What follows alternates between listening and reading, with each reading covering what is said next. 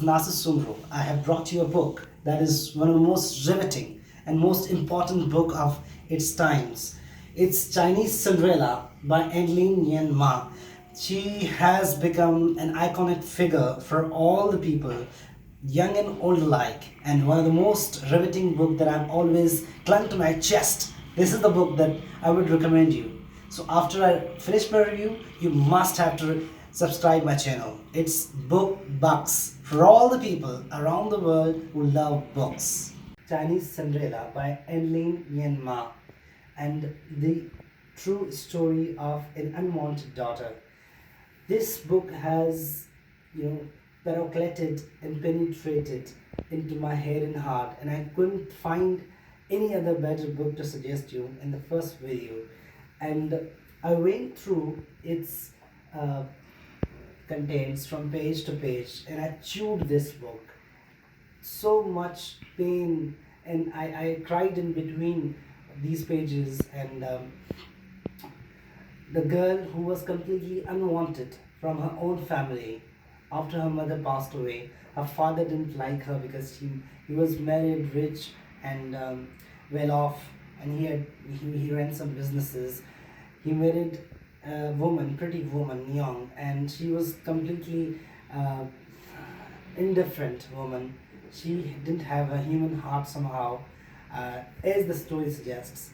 And this girl, was, given an opportunity to educate herself. That is the most, essential part of her struggle.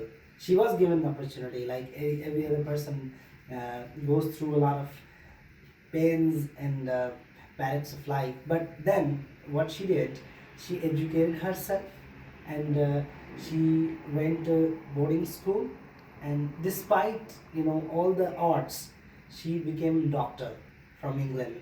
And there are some chapters which are very much heart-wrenching for me, because I cried in this particular chapter.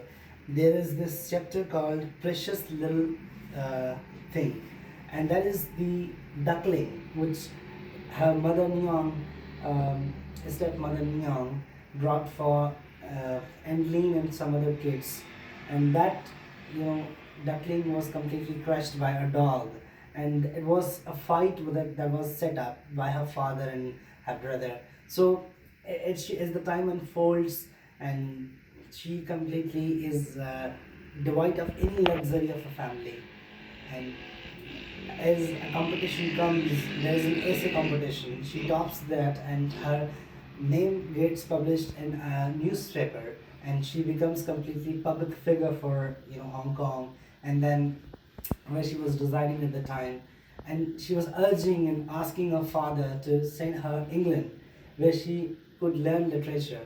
But instead of educating that, instead of getting education in literature, she got her medical education. She became doctor, and now there are some sequels of this story, autobiography. But this is one of the most hard hitting, and I love it. I couldn't get out this story for days and days. So this is the first recommendation.